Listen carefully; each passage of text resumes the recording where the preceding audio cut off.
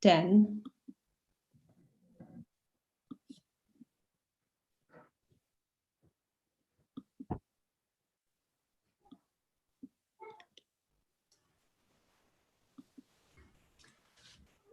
Hello and welcome. I'm delighted to open this first webinar, or globinar, in a new series entitled The Future of Archaeology in Africa and the Diaspora, From Decolonization and Methodological Innovation to Social Justice.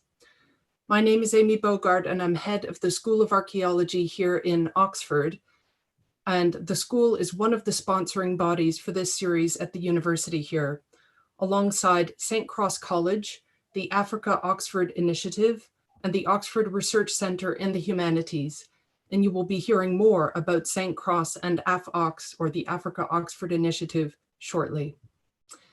For this new series, Oxford has joined forces with partner institutions and organizations in Africa and around the world at the University of Cape Town, Great Zimbabwe University, the University of Cambridge, the Pan-African Congress for Prehistory and Related Studies, the Society for Black Archaeologists, the Society of Africanist Archaeologists, the Wenner-Gren Foundation, and Sapiens. This wide partnership is the fruit of many months of discussions led by my colleague, Professor Shadrach Chirikure, who will introduce today's panel a bit later on. I'd like to take the opportunity to say a few words about the importance of this new series of globinars at an extraordinary moment in history from the perspective of the School of Archaeology here. It is something of a paradox that the current period of enforced physical isolation and reflection has shed new light on the amazing potential of a joined-up, collaborative, and collective approach to our priorities in the discipline of archaeology. As archaeologists, we're used to working in teams, but the pandemic has exposed the possibilities of collaboration on a whole new transatlantic and global level. As departments, disciplinary organizations, and universities, we can achieve so much more by collaborating. And suddenly, curiously, we now have the time, we are making the time to build and strengthen key collaborations.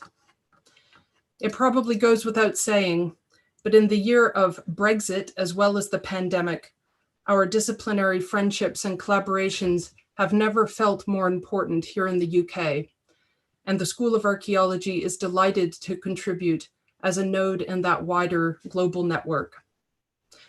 As many of you will know, the Society of Africanist Archaeologists conference last year was due to take place here in Oxford, and we were very sad that all of the careful planning and organization led by my colleague, Professor Peter Mitchell, did not culminate in the international gathering that we had all looked forward to. So it's all the more wonderful then that this new series has come together with the goal of establishing an archaeology that is African and diasporic in its values and responsible to the needs of that global community. And now I would like to hand over to a much admired colleague here in Oxford, and also my head of house, Carol Suter, who's head of St. Cross College. Thank you, Amy. And I'm delighted to be able to be here and be involved in this first globinar. St. Cross is a postgraduate college of the University of Oxford. We have approaching 650 students, all studying for a variety of masters and doctoral courses, and a fellowship of around 100. We have always been a very international, very egalitarian, very interdisciplinary college. And so discussions that bring together people from across the world to talk about different aspects of a single topic are very much at the focus of what we like to do for our students and our fellows. I feel particularly at home here today because, as Amy said, she's one of our very distinguished fellows. Professor Chirikure is a visiting fellow with us, and I'm about to pass on to another of our very distinguished fellows, Professor Marsh. So we have between us a great interest in Africa and engagement with Africa. As I said, we're a very international student body, but we don't have enough students from Africa. We're really concerned that we want to do as much as we can to engage, to show that we are really wanting to learn from across the world and to bring students to us from across the world and to share our expertise.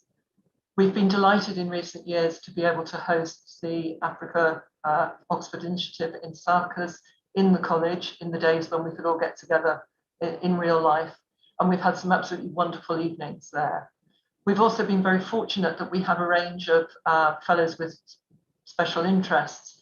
And through Professor Wendy James, one of our emeritus fellows, we were able to receive the wonderful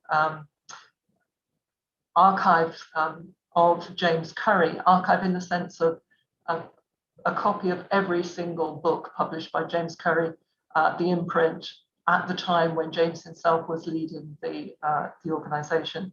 So we have a great core library on African subjects, which we're encouraging others across the university to use.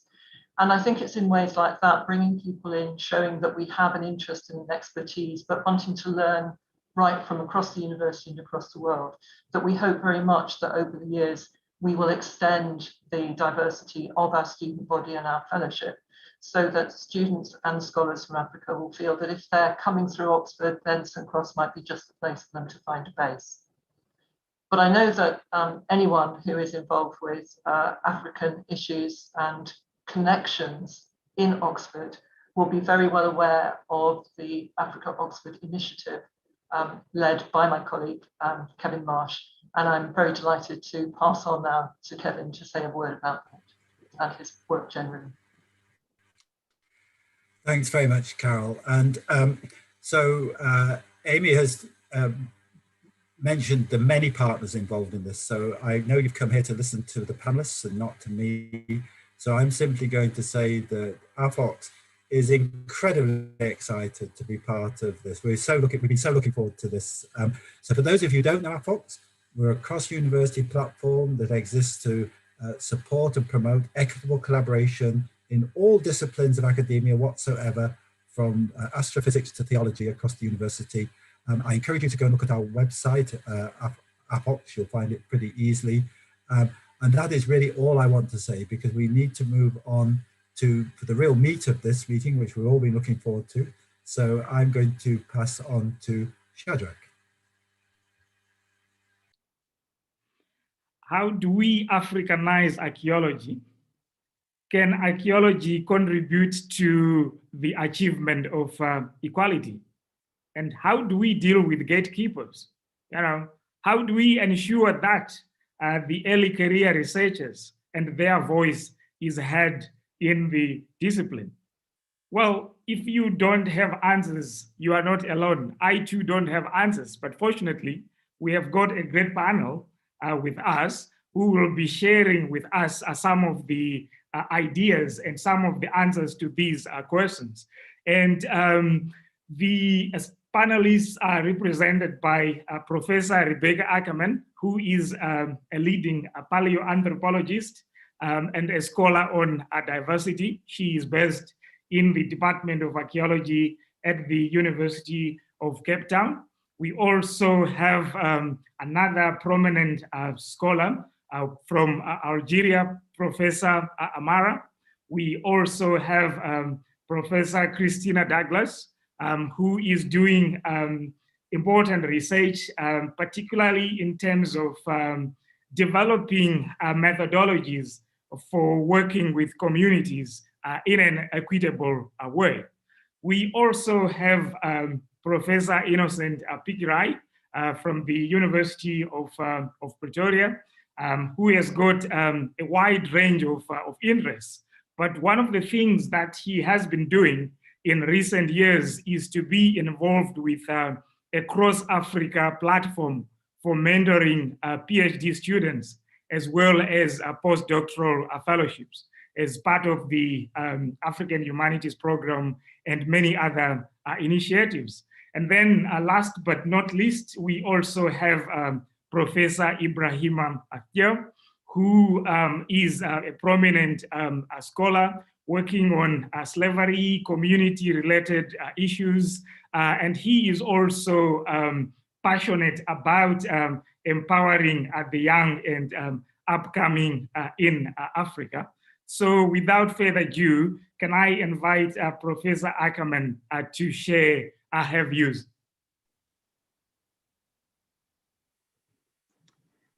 Thank you, Shredak. Can you hear me? Yes. Okay, great.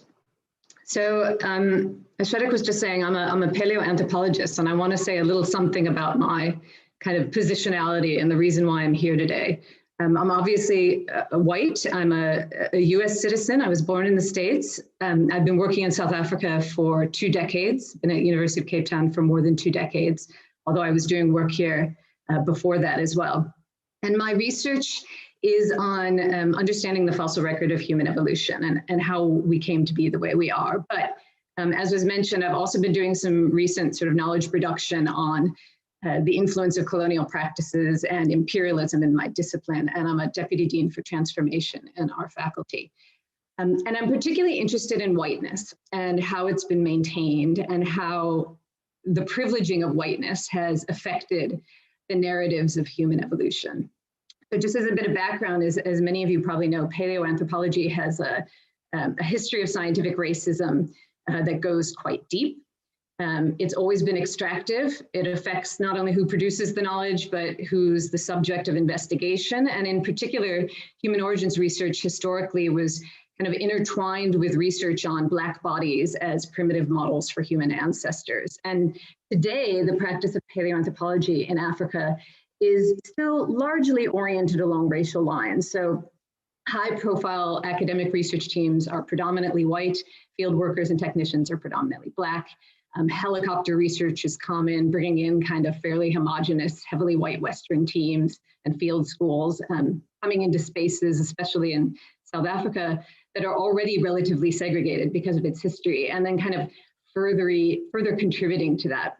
And so this means that the knowledge production, the power, the status in African paleoanthropology remains largely in the hands of the same groups who have had most of it already historically and have had it for a long time. And quite dominantly foreigners, white foreigners. Now, this isn't universal, but it is, in the big picture, it's the dominant pattern. So kind of coming to the topic at hand here, I kind of wanted to speculate a bit on why this is still the case, and more importantly, what we can do about it. Because I'm in the sort of deputy dean space and in the administrative space, I think a lot around incentives and how we incentivize change. And I think importantly, how we incentivize change in the people who have power. And I don't think this is easy because the currency of academia is authorship, right? And authorship relies on access to sites and materials. Authorship, people want to be senior authors. And that's a very difficult thing for people who have that power and have that sort of access to give up. So I think some of the problem that we're having is financial. So who's getting the big money, what they see as interesting, the politics that are wrapped up in it are driven by the people who are getting the big money. And I think that changing that kind of thing really comes down to funding bodies and their expectations. So changing and enforcing policy. A lot of funding bodies internationally have policies around, contributing locally, upskilling people locally, but it's not universally applied, and it's not really, I haven't seen it to be as well enforced as I would like. As well as grant reviewers, right? They also need to be diversified to kind of keep people on track in terms of what they're doing. But I do think that one of the biggest problems that we have is actually tied up to something quite concrete. It's about how people set up their networks. So whether because of prejudice or ignorance or what, but who gets the opportunities, who you bring on as research partners, who your students meet. And these collaborative teams tend to be quite siloed, right? People put them together being comprised of people with similar backgrounds and educations, who speak similar languages, who have similar opportunities, and breaking down and kind of recreating those networks and shifting from an extractive nature of the discipline to engaged one, I think is really essential. And this includes a lot of practical things, insisting on real collaboration, stakeholder engagement, capacity building in our national and institutional policies. Countries like Ethiopia do this. But I also think it includes softer things like very actively amplifying African voices so that they're more seen, perhaps through things like social media. And I just wanted to say one more thing. I know I have very little time here, but I also think being in the space that I'm in transformation, a lot of the people having these conversations are largely women and people of color. And so getting people who don't come to the table to come to the table is really important. And I think these hard things like money and policy are good, but also there are a lot of softer ones around engagement. And I also think around pushing people towards justice and convincing people that it's good for their science, because of course it is, science is better with a diversity of people in it. So I'm going to stop there and hopefully we can have more conversation around these things. Thank you. Professor Amara, it's your turn. Merci. Vous m'entendez? You hear me? Yes. Oui, oui. Yes. Bon, je vais parler en français pour me présenter. Idira Amara, docteur en préhistoire. Donc, je vis à Paris, mais je travaille en Algérie, où je sers d'intermédiaire avec ce qui se fait à l'échelle internationale sur les questions d'archéologie sur le continent africain et précisément sur le nord de l'Afrique, l'Algérie. Je suis enseignant à l'université d'Alger. Je m'intéresse à cette archéologie africaine qui est grand continent très, très vaste, mais je pourrais tout simplement rappeler que l'archéologie a commencé très très tôt en Algérie. On a commencé à travailler et à poser ces questions de mémoire et d'identité depuis le début du 19e siècle. Mais le processus, on va revenir dans le débat, comment s'est faite cette archéologie en Afrique du Nord, quand on posera des questions, on verra que ça a connu une évolution assez particulière et aujourd'hui on s'intéresse et on pose des questions différemment et on travaille différemment et comme elle vient de le dire, notre collègue, l'archéologie ne peut se faire que dans une dimension d'échange et de partenariat avec des chercheurs d'ailleurs qui peuvent apporter un soutien à l'archéologie qui se fait en Afrique du Nord. Moi, je m'intéresse précisément aux questions liées à l'Holocène, donc la fin du Pléistocène et tout l'Holocène. Donc, je m'intéresse à comment s'est effectué les différents événements qui ont eu lieu pendant cette période, et je m'intéresse plus précisément au processus de néolithisation, parce que l'archéologie en Afrique du Nord, elle est très riche et très particulière. Et au niveau de l'interprétation, et c'est là que je vais revenir tout à l'heure sur les questions quand il y aura le débat, aujourd'hui on pose les questions autrement et on s'intéresse de nouveau à l'Afrique et à l'Afrique du Nord. Donc s'il y a des questions par la suite dans le débat, je reviendrai pour mieux donner mon impression sur cette archéologie et sur le rôle que nous devons nous jouer pour développer ces recherches et les partenariats dans la recherche archéologique. Merci, professeur Chadrec. À vous. Vous permettez que je résume rapidement votre présentation? Oui, tu peux. So everyone, I'm just going to provide a summary of what Professor Amara has just said in introducing himself. He's a prehistorian and professor at the University of Alger in Algeria, but based currently in Paris. And he reminds us all that the history of archaeology and archaeological research is very rich and deep in North Africa, and began, in fact, in the early 19th century or shortly before that, with already questions about identity and origins and really, important questions about societies and their evolution. He's particularly interested in the developments that occur at the end of the Pleistocene and into the Holocene, looking more specifically at the process of the emergence of the Neolithic and what changes the Neolithic brought about. And he's looking forward to the question and answer period so that we can discuss these in more detail, and wanted to underscore what Professor Ackerman has said about the importance of establishing new partnerships as a way forward in building archaeological traditions in North Africa. Merci, Christina. Thank you. You may continue since you have the floor already, and thanks for this. Thank you, Professor Chirikure. Thank you, everybody, for inviting me to be a part of this. I will begin just by a very traditional opening that is required of any child who is speaking, particularly surrounded by elders in this kind of forum. Isaura tika zanahare na mefutu anjuani, mialatsini amnare ulube antana, raya manjeni, zuki, zanji, anadahi. What I've just said is to thank everyone and to give thanks more broadly for this opportunity here to speak and to have this conversation, and to ask for forgiveness as a child speaking amongst elders. I would just like to maybe begin by situating myself as an African child, very specifically, and archaeologist. I was born in Togo in West Africa, but moved around the continent as a child and spent my formative years in Madagascar. So even though I'm West African by birth, I feel very much that I've become a child of the Indian Ocean.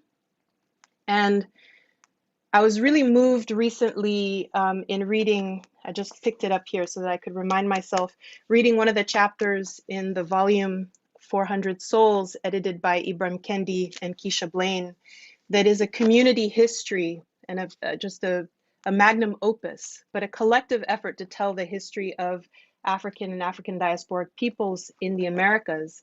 There's a chapter in this volume that I think perfectly captures why I came to be an archaeologist, and also what I see my role as being as an African archaeologist. And this is the chapter by Molefi Kete Asante. And at the end of the chapter, they raise the important point that in African communities, there are roles, traditional roles that are assigned, or maybe that people, in fact, grow into and embody as observers and recorders of events, as interpreters of events, as seers, and that these are, in many different African communities, foundational and important roles that are played. And I think as someone who grew up in many parts of Africa, but whose family history involved pretty substantial loss and connection to ancestors, to generations that came before me, I think I have grown into a role of recorder, and it's something that I take very seriously as an African child, in literally uncovering past events and bringing them to light. And as somebody who works in a North American institution that is very heavily steeped in sort of the cutting edge scientific research, I've come to see both possibilities and real sort of conflicts between my role as a recorder and bringing things to light through archaeology of the African past, and the kind of pressures of scientific advancement and the use of science. And so what I mean by this is that science, with all of its incredible powers to bring knowledge to light, has also been used in ways that are very harmful to the traditions, the peoples of my ancestors, to the African continent. And I think that, science and all of its techniques are tools that are very important tools that I see myself as leveraging. But I think we are in a critical moment where we have to reassess how we use science as a tool, and what aspects of scientific research are extractive, remain oppressive. And so I'll sort of leave it there and hope that we can come back to this in the Q&A as a way to talk about, what the future holds for African archaeology, and how it can use science in a way that is equitable and just. Thank you. Thank you so much, Professor Pikirai. Thank you, Professor Shikure and the organizers for the invitation to this globinar. To me, it's really a massive honor and privilege. Perhaps people might wonder why I am here and what my interests are. And you alluded to at the introduction that I've got a very broad range of interests. Indeed, I have. But particularly, what I'm interested in is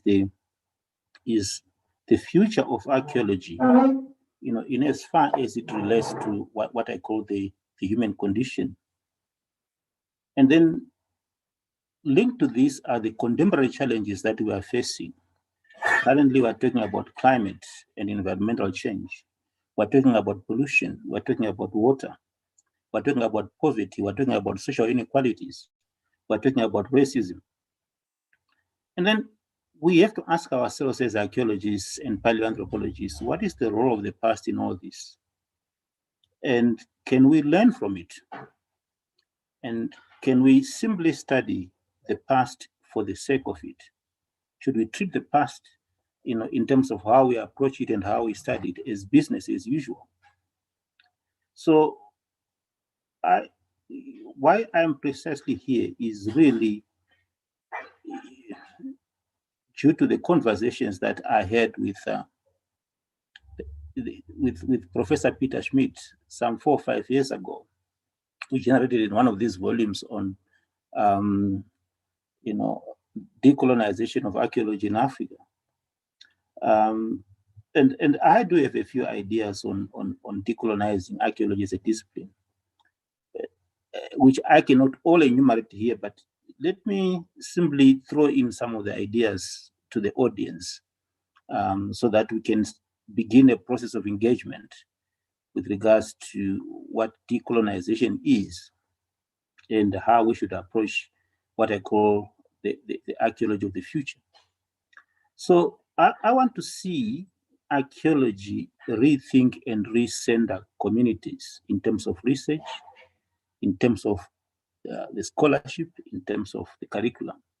And by communities here, I'm talking about our targets, in terms of audience and where we actually do conduct our research. I want to see an archaeology that allows a sustainable curriculum, with engaging experiences that do away with learning, that often tends to marginalize people. What are we learning when we go to universities? What books are we reading? What knowledges, what worldviews are we getting? So it is that kind of archaeology that throws away approaches that tend to dehumanize the context in which we come from, the context that we call Africa. Our worldview that is thrown away in preferences for interpretations and theoretical approaches that we borrow from the West. So I want to see an archaeology that promotes alternative ways of seeing the world, in other words, local ways of thinking and knowing, so that we can have parallel ways of knowing Africa at the same time as knowing Europe and the Americas. An archaeology that actually promotes, even among the communities that we deal with, that we work with, active discovery in terms of field experience, in terms of field observation, and also in terms of people, students, professionals, as well as the communities, reflecting on the kind of scholarship, also in the kind of pedagogy that archaeology is trying to put, across to them. And crucially, because there's always a conflict when you try to change a discipline or when you try to invoke changes within a discipline, I want to see an archaeology that confronts tyranny and dominance of Western scholarship. We've had it for too long. I'm not saying we should do away with it, but we should only do away with the dominance, in terms of the way we approach it. And finally, and this is where I see myself and a group of other scholars within the discipline talking about, a theory of the future. I want to see an archaeology that listens. By listening, I'm referring to the kinds of approaches that we do when we interact with indigenous people and communities. So here I'm saying archaeology should serve the needs of those communities and potentially, perhaps crucially, be directed by those communities.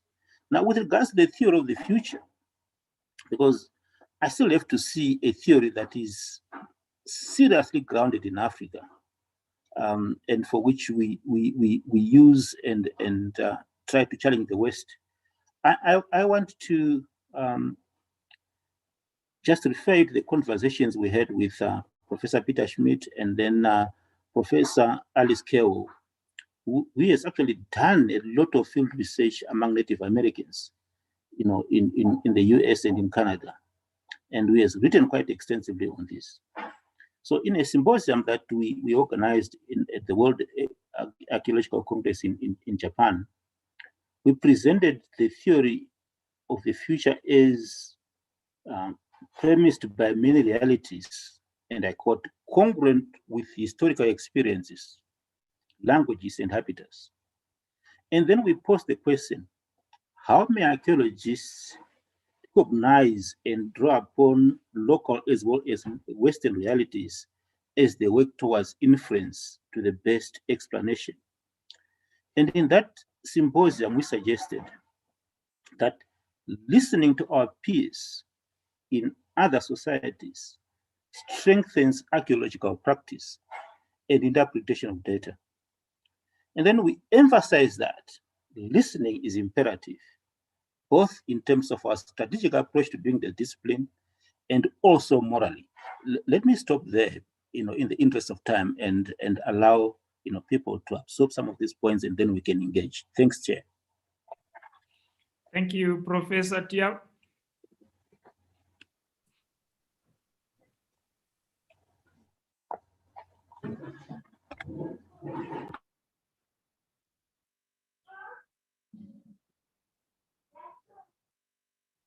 Ibrahima, are you still with us?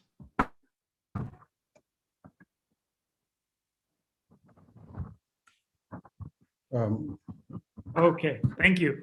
Over to you, sir.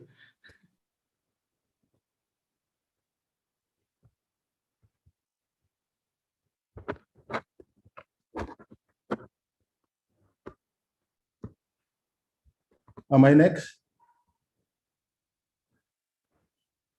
Yes, you are next. Okay. Go ahead, all right. please. All right, thank you.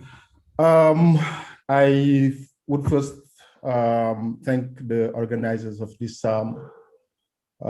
very prestigious panel, and I really do appreciate taking part of this conversation.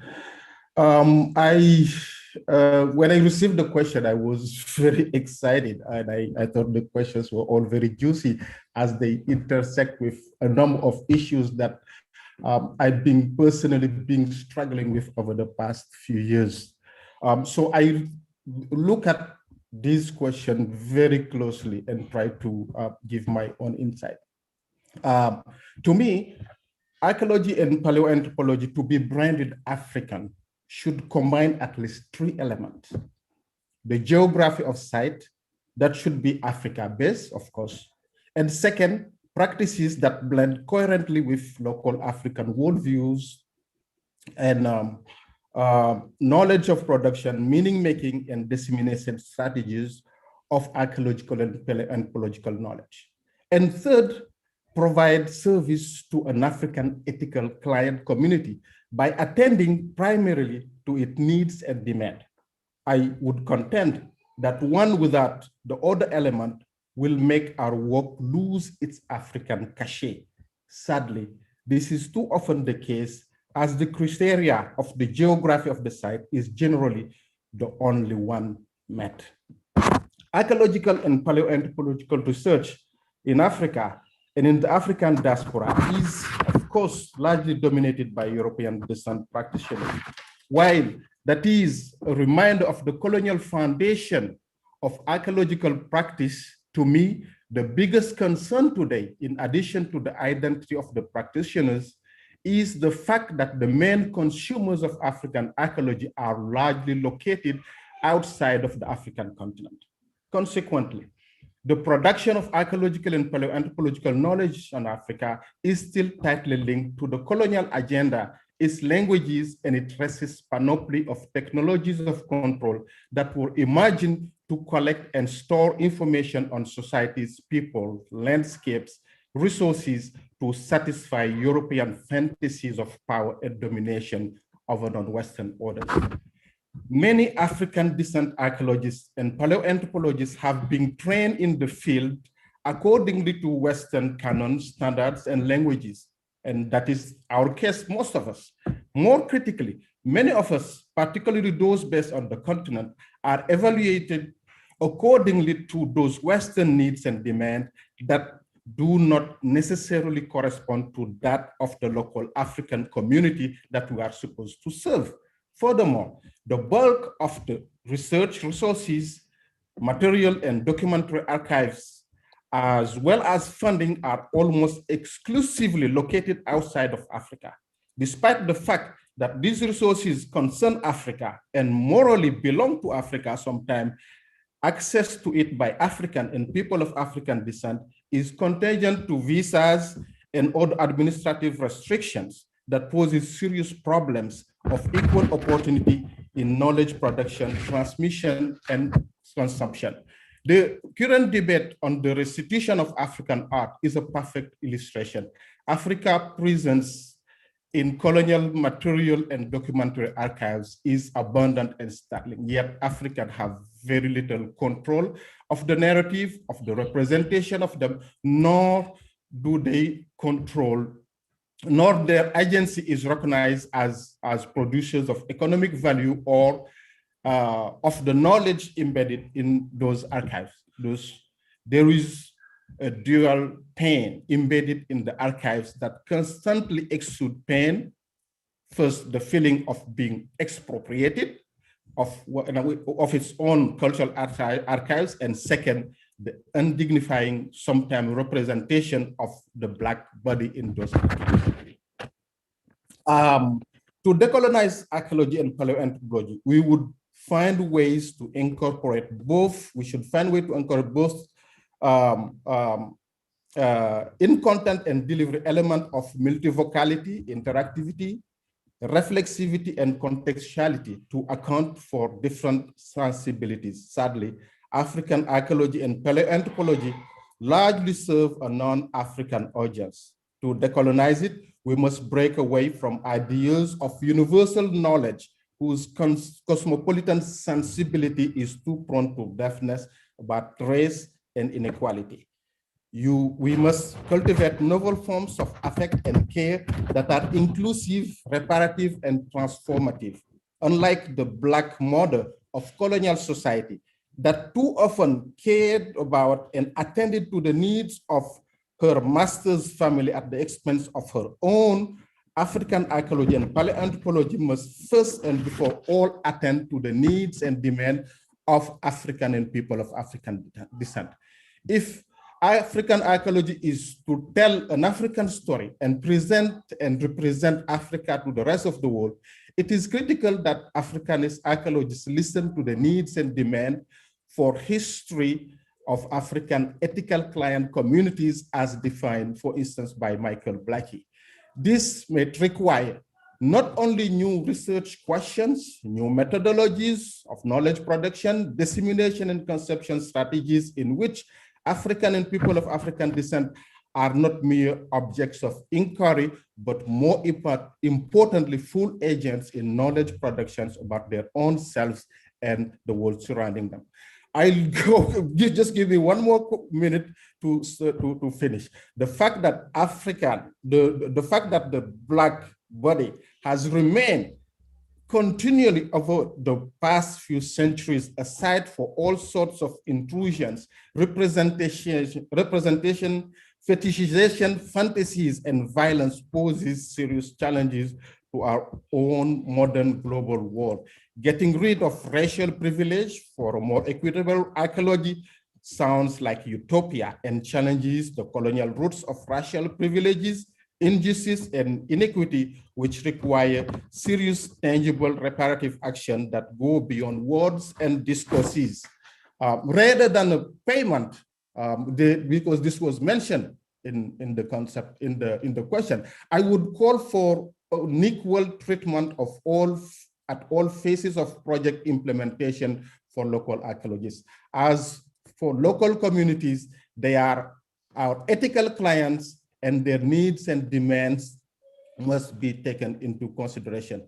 Many African and people of African descent have designed and deployed strategies to resist alienation, domination, and representation that deform their identity. And I can name a few: Keanu to Fred Douglass, Bob Marley, Sheikh Anta Diop, and many others have cultivated a Black aesthetics and expressive culture that challenge the debased image of the African in colonial imagination. Thank you, and sorry for going a little bit over time.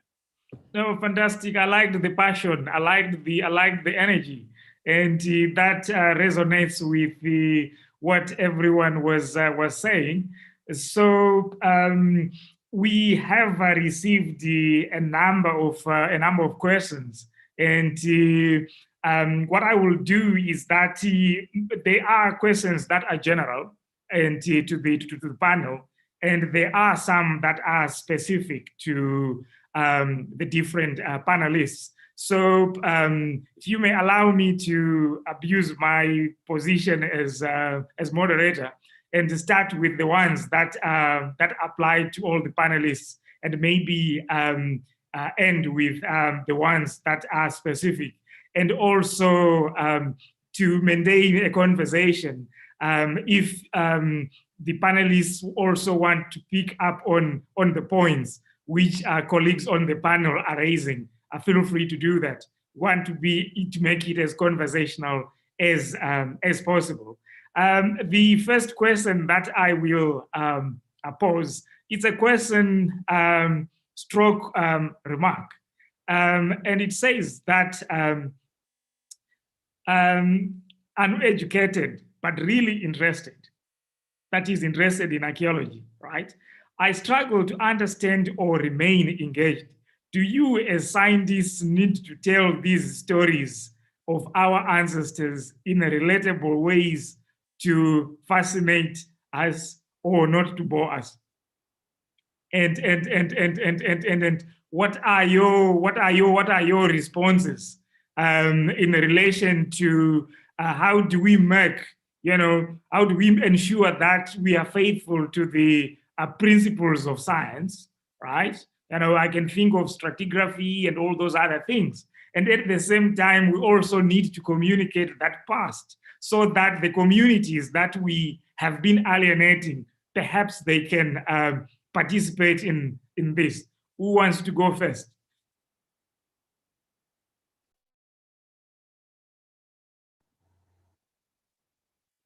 Okay, let me be courageous enough and subject myself to ridicule, if I may. I share the sentiment of the comment, but really, is the quest here as we go into the future is not to do the archaeology that we call the conventional, but rather an archaeology that engages. In other words, it's no longer an archaeology between the scientists investigating on the other, the subject, the communities, and beyond. It has become, or it should become, an archaeology of us. So we should be drawing the agenda here. Both the archaeologists and the communities should actually be drawing the agenda. But the premise of this agenda, if it must actually come from the communities who wants to, have their, the subject researched, the history told in a manner that resonates with their origins, with their experiences. Let me stop there because I could say a lot more on this because it's part of the genre of community archaeology within indigenous communities, and it's well known. It's no longer an archaeology of them and us. It's an archaeology of all of us. Any other thoughts? Yes, Becky. Yeah, I just wanted to, I mean, I appreciate this comment. I think we don't teach and tell our stories often in relatable ways. And some of that is, you know, the examples that we use. And I think it's really relevant to this conversation because often those examples are, you know, framed in a very Western kind of space. And so we're not putting people out or putting the examples in that would really engage people, particularly in an African context. And I think some of it's also in the content, and I'll just give a really quick example from a paleoanthropological point of view and trying to get people to understand evolution. You know, it's one thing to be talking about some of the nitty gritty of the fossil record, and as you said, some of the nitty gritty of dating. And it's another thing to get people to understand how evolution works by, for example, talking about variation in skin color and, you know, the meaninglessness of racial constructs. And I think there are topics that you can choose that relate some of the concepts, and that's not always done as clearly and as well as it could be, and with an eye towards some of these real social issues. Okay, thanks so much. And what you have said intersects with another question, which says that how do we get beyond words in Africanizing archaeology and decolonizing practice and so on? How do we transcend? We know the problem with whiteness, the problem with, you know, how do we go beyond talk into, you know, into a walk? Any reactions to that? Yes, Christina. May I just say that African traditions are so rich when it comes to storytelling. We have just generations and generations of storytelling through music, through dance, through textiles, through so many different media and formats. And I think that, you know, coming up with ways that are sourced in these traditions to not only share the results of scientific work, but do the work of generating questions, generating theory, generating, you know, inclusive methodologies that bring together different partners, members of communities. I think all of this can be done in a way that is very African, just essentially African. In our project, we use dance and music consistently. We do it, for example, to break down barriers between team members and break down some of the hierarchies that can exist otherwise in scientific projects, and to amplify and encourage and empower people to speak up if they have an idea. And when it comes to sharing the results of work, I think you can imagine too how engaging it would be, instead of going to a dry, you know, PowerPoint presentation to learn something about, you know, some radiocarbon sequence. If instead these things could be put to music, could be put to dance. I mean, these are serious traditions, you know.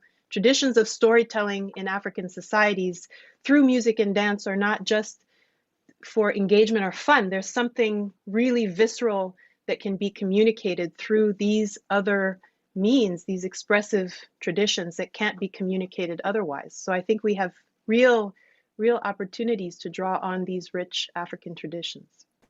Thank you. And if you you know, using music and so on, are you taken seriously as a scholar, or according to those benchmarks of excellence? Then your science is not cool enough, and then you don't qualify to sit on the high table of those intellectual heavyweights, as it were. Ibrahim. Well, I mean, we have to choose, frankly. If we want to brand our practice African, I think Christina is particularly right. We have to dig deep in some African ways of practicing, producing knowledge and consuming that knowledge. And in one of my recent projects, I really worked with a griot, and the griot participated fully to the digs, the survey, collecting oral narratives. And then we asked him to come and use his own art to tell his own story in the traditional griot way. And I think that this resonated so nicely. And we did the same with a rapper who reached out to the younger people in such a powerful way that we archaeology usually cannot do. So I think that we should not be shy about digging deep into African ways of producing knowledge, disseminating it, and consuming it. Thank you. So one of the panelists, Dr. Freda Nkirote, has just joined us, and welcome Freda. Freda is the president of the Pan-African Congress for Prehistory and Related Studies. She's also the country director for the British Institute in East Africa. And she is also a leading archaeologist with a wide number of interests. So, and one of the things that she has worked on is the issue of communities, and particularly the area of how can archaeology contribute to environmental conservation and all those other, with those knock-on effects to communities. So Freda, thank you for joining us. If you may share with us your remarks in the next 5 or so minutes, and then we'll try to pull together the different strands. Thank you, Karibu. Thank you so much, Professor. I'm very sorry that I've joined late. I've not joined late, I've been trying to join, and then I had challenges all the time, but I've been following from the very beginning. I'm not going to talk much because I can see we're already deep in the conversations. So I'll just say, yes, I work for the British Institute as the country director, and I'm an archaeologist. I was working with the museum before joining the British Institute. So working with the communities has been part of what I have done for a very long time. And when I was invited to this panel discussion, I was very happy because I saw the kind of questions, the reading questions that you were given, which are supposed to guide us in the discussions. And I thought, yes, this is what really the continent requires. And I've been listening to Ibrahima, who is also part of Pan-African Congress, and is also a committee member, just as me. And these are some of the issues that we see affecting the continent, especially when it comes to archaeology. So what I would like to say, not necessarily about my research, but it's about the research that is being done in the continent and how this can be enhanced to promote young archaeologists and young researchers. I think the question that has been asked about how we can tell these stories without boring people, it's a very good question. And in fact, I think archaeology in the continent is seen like an alien kind of discipline, whereby it's only for the privileged, and people really do not know what happens or what people are doing when they're doing archaeology. So I think for everyone to feel as part of archaeology community, then we need to have a lot of inclusivity, and that is what is lacking. And this is why you find questions like those. How can we talk to people about archaeology without boring them? It's because they don't understand, because it's not done by Africans. It's a very racialized discipline, because in my profession as an archaeologist and director of the institute, when I talk to people about archaeology and I tell them that I'm an archaeologist, they go like, wow, this is the first archaeologist that I've ever talked to. So it's really clear that, that the problems that we are talking about in terms of decolonizing are real, and they should be tackled without actually going round the question. So thank you very much. I'm here, And I'll be very happy to get involved and to participate in terms of answering questions. But thank you. And actually, where you ended off and where we were ties in very nicely with this question. So this applies to all our panelists. Where do you see the most critical points of intervention to improve commitments to decolonization and inclusion? Student training, grant applications, research outputs, research participation, early career research, and so on. So what are the most critical points that require intervention to take us beyond these things that time and again we say, no, down with them, down with them. 10 years later, we still talk about them.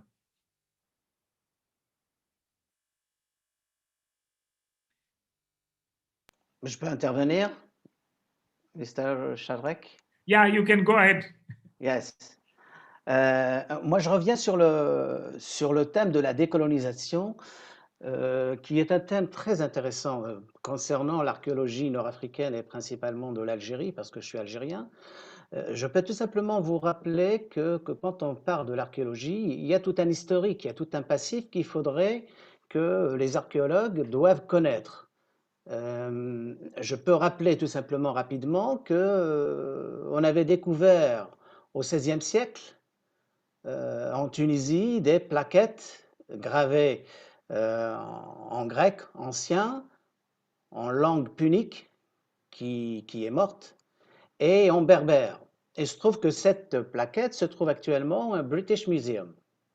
Donc, une partie de la mémoire de la population nord-africaine se trouve au British Museum et la population nord-africaine ne sait même pas que cette plaquette est là-bas.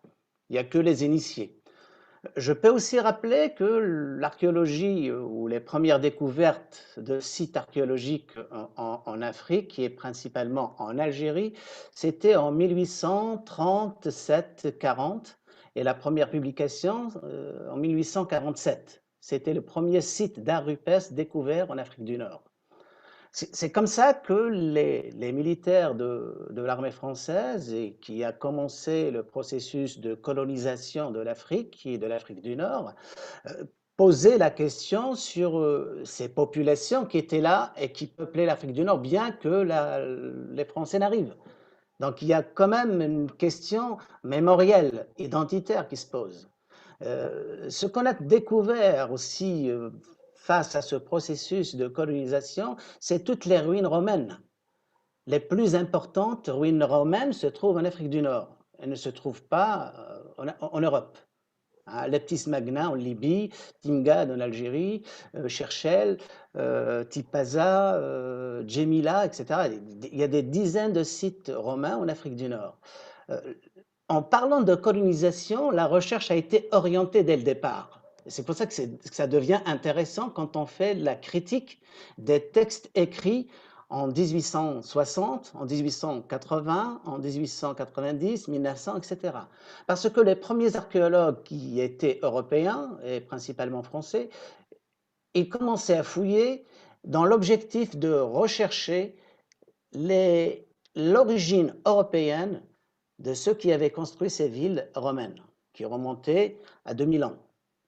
Vous voyez, donc il y avait déjà une orientation politique dès le départ. On voulait parler de l'Europe en Afrique. Et on s'est basé sur des travaux anthropologiques en cherchant la couleur blanche chez les populations nord-africaines. Et il se trouve qu'en Afrique du Nord, il y a des blancs aux yeux bleus qui ressemblent à des populations européennes. On a tout simplement dit, oui, effectivement, les populations nord-africaines ne peuvent être qu'européennes. Vous voyez, donc il y avait dès le départ une manière de détourner l'histoire, l'archéologie et de lancer tout un mouvement qui oriente un discours politique à des fins colonialistes, tout simplement. C'est que aujourd'hui, je ne vais pas rester longtemps sur ce débat-là, aujourd'hui, les recherches qui se font démontrent tout à fait le contraire. Elle démontre que le continent africain est peuplé depuis toujours, depuis longtemps, et que des cultures, des civilisations qui sont à l'origine d'une culture profonde s'étaient mises en place depuis la nuit des temps.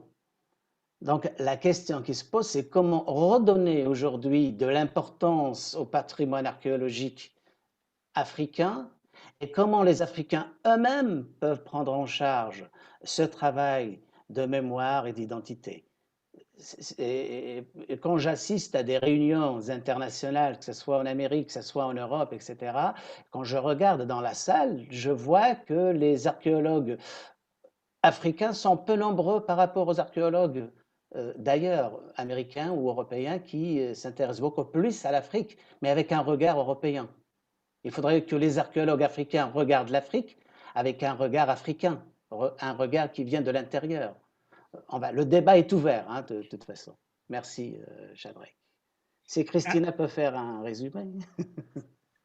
I'd be happy to.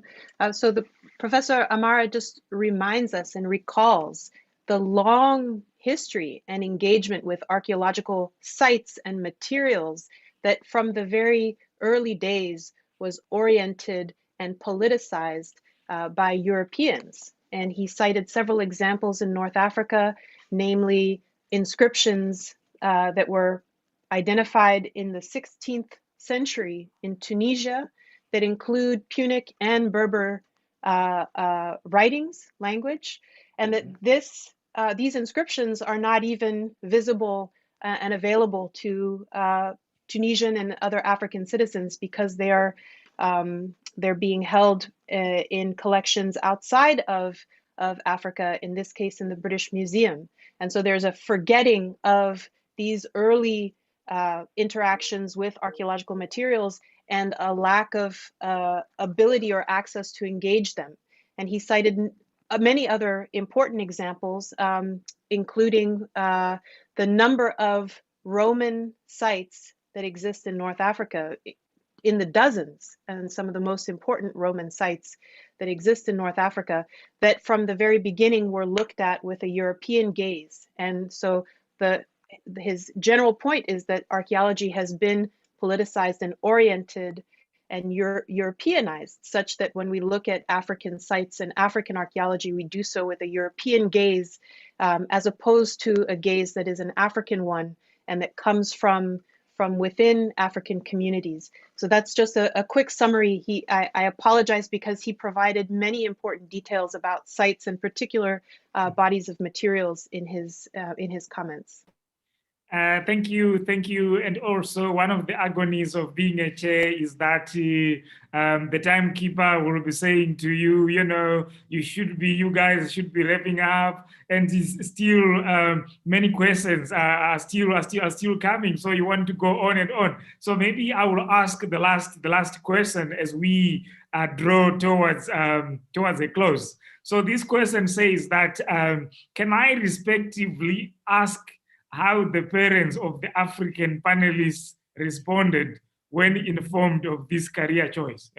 When we told our parents that, I want to become an archaeologist, or when we tell our kids that, we are archaeologists, what is the response?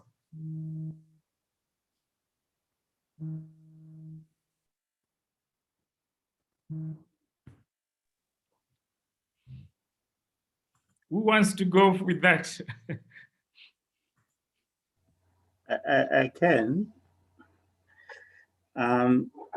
Chair, I mean, to be honest, my parents didn't know what I was doing. So they let go. And I was not so sure whether I was actually, assuming the right choice.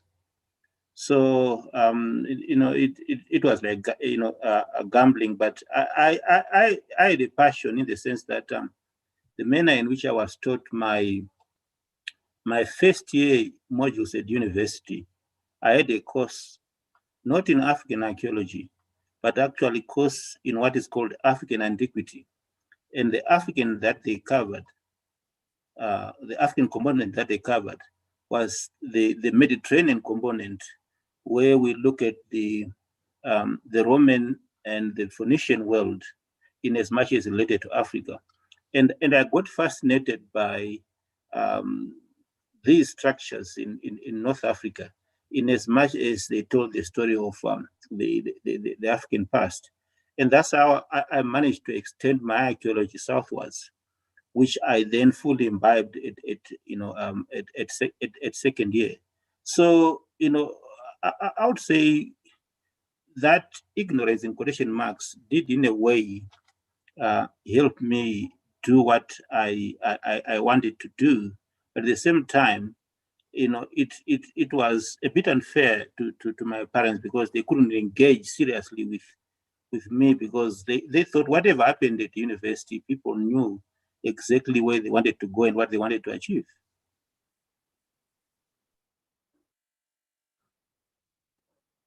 So do you, as the panelists, see us as having made any progress, or are we making any progress in all these issues that you have raised, the before, now, and perhaps after?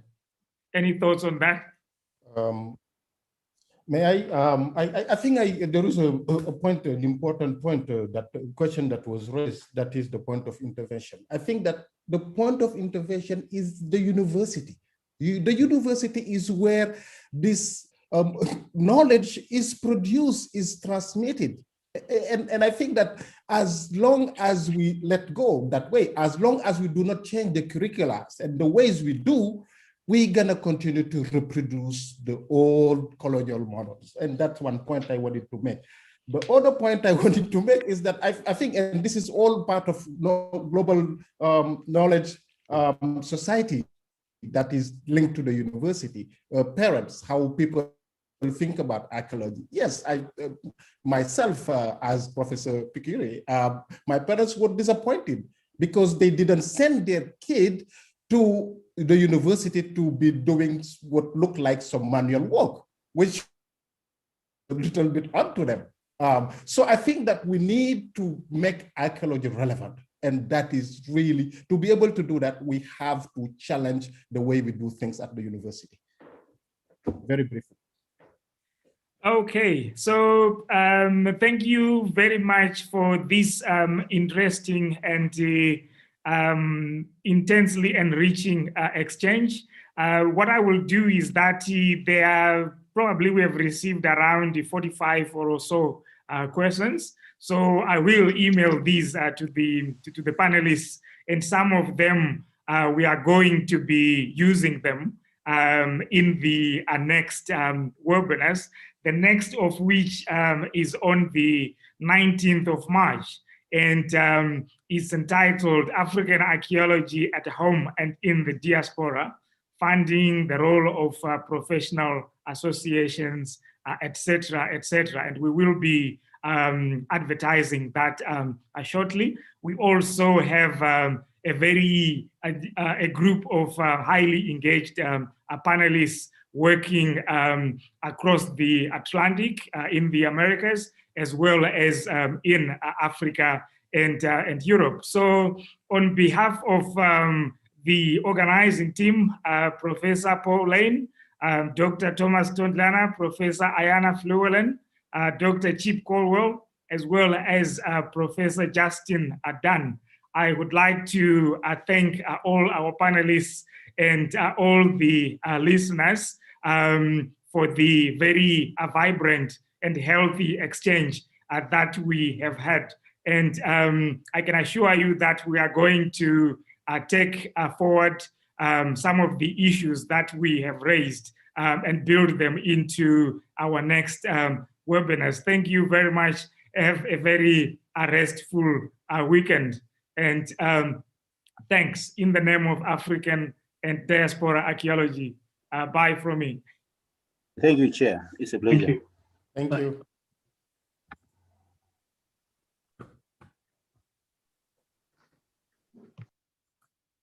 Merci. À bientôt.